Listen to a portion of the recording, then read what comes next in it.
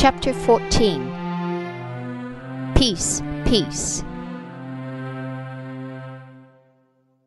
From the day that the temple was opened, membership in the 12 tribes, which totaled 144,000, froze.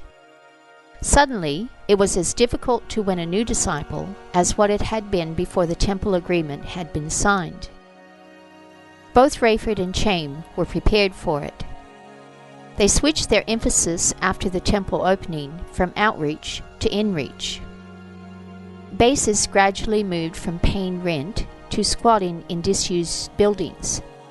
Laptops were updated to models that would pick up email from public phone booths. And more time was spent on theory. During those first 7.5 months, few of the 144,000 members had been able to find time enough to read, much less digest, all the truth that was in the material that Chaim and Rayford had prepared.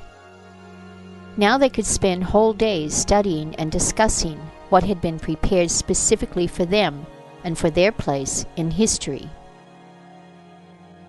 Translators completed the articles that they had not been able to finish earlier, and Neville and Rayford were able to update all of the studies on the internet, creating links for sites in virtually every major language.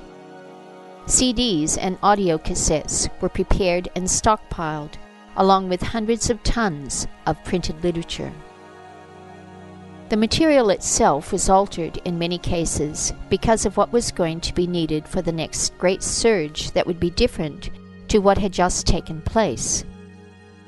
Rayford explained it in an article called "The Seal and Beyond."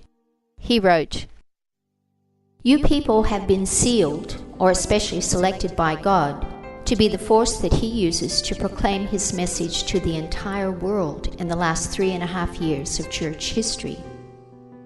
Don't be surprised that you cannot see some of the outward evidence of your seal. The seal itself is known only to God. But our miraculous coming together as a worldwide visible force is the greatest proof that He has chosen us. It may be that God will bring in others to take the place of any of us who die or who turn away from following the Lamb. But apart from that, there will be no further growth in our numbers. You could say that our fate has been sealed. However, as you each must realize, we still have our free will. We can still choose to reject our calling and be lost. Do not be drawn into tempting God by believing the lie that He has no right to take away your inheritance, as He did with the Jews and as He has done with the institutional church. For if you do, your place will most assuredly be given to someone else. Nevertheless, God, who knows the end from the beginning, must know that at least the majority of us will freely choose not to turn back. Similarly, He knows that the majority of those who have not been included in our numbers will refuse to turn to Him no matter what happens. What remains for us to do now is to point the way for great multitudes to escape the curse of the Antichrist. But to do that will, to a large extent, actually create the Great Tribulation. I will explain. As you know, people are daily accepting the mark of the beast, and they are doing it by the millions. They have been told by their religious leaders that they could do it and then claim ignorance, or that they can make some demand upon God's grace when Jesus returns, and they will be saved. And the prosperous life. It will be our job to preach most strongly against that lie, at the same time that we actually do offer those billions who have accepted the mark of the beast one last hope of salvation. The 12 tribes were shocked by Rayford's claim that there could be a means of salvation even after people had accepted the mark, but Chaim backed him up in what he said. They were not told, however, what form their message of salvation to the marked ones would take. They were only told that it would be revealed to them after the final 3.5 years had started. For now, they should teach as strongly as possible against such a hope. The tribes had heard enough to do two things. For one thing, what they heard challenged each of them to ask God for reassurance that they had not been deceived. They were living in a time of great deception, as had been prophesied, and what Rayford and Chaim were saying sounded suspiciously like the lie of perverted grace that they had each been delivered from. The other thing that the message had done was to purify their attitude toward others who had taken the mark. It was so easy to be self-righteous if, in fact, there was no further need to love these eternally damned people. But what if the world was not yet eternally damned? And what if the 144,000 themselves could be eternally damned? Such doubt about their own salvation and about the hopelessness of others was good for them. It worked against their natural tendency towards religious pride. In the meantime, while the 12 tribes waited for the day to come when the message of salvation would be preached to the damned, it was hard to believe that they were actually living in the last days. The world had miraculously recovered from the greatest disaster in recorded history, as people put behind them the tragedy of more than 35 million deaths in America's collapse. On the heels of that horrible event, the rest of the world was, in fact, prospering, as it had never done before. Zhu Dengchao's incredible leadership had brought in a number of changes, each of which had benefited virtually everyone. Even the 12 tribes themselves had benefited from the new era of religious tolerance. How hard it was to believe that the future held pain and suffering in store for the world, which would make the significance of the fall of America shrink by comparison. Use it, Chaim had written in a list of instructions on how they should use their time during this period of apparent world peace. But don't for a minute believe that it's genuine, he warned.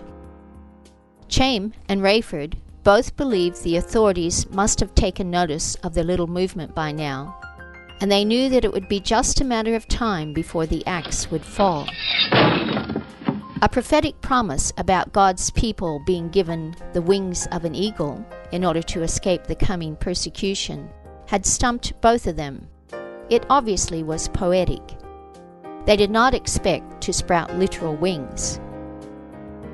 But even if they had succeeded in gathering enough aircraft to fly themselves somewhere, they did not know of any place on Earth where they could hide from the technology that would be available to the government to hunt them down.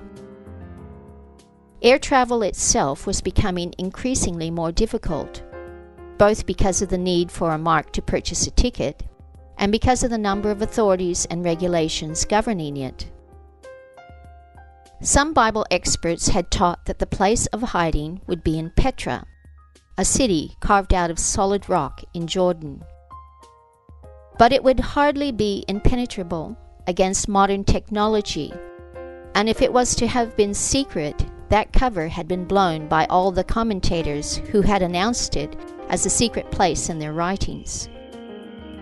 Scripture called the place of refuge the wilderness, or a desolate place. But neither of the two leaders could say where it would be. For the time being, they urged members of the movement to just maintain a low profile in their own localities and to take comfort in the Rock of Ages and in his teachings, which the Bible promised would be like a solid rock, protecting them from the coming floods and storms. Matthew 7, verses 24 and 25. Neville was joined by other computer experts who had become part of the 12 tribes, and together they had devised a series of satellite relays for their website, which would make it difficult to track them down. But they still knew that it would only be a matter of time before that important link of communication would also be cut off. It was less than 3 years since the temple had been opened in Jerusalem. Half a dozen high-level security experts were gathered in semi-darkness around a series of sophisticated computers and other hardware in offices in Moscow on a Monday evening in late June.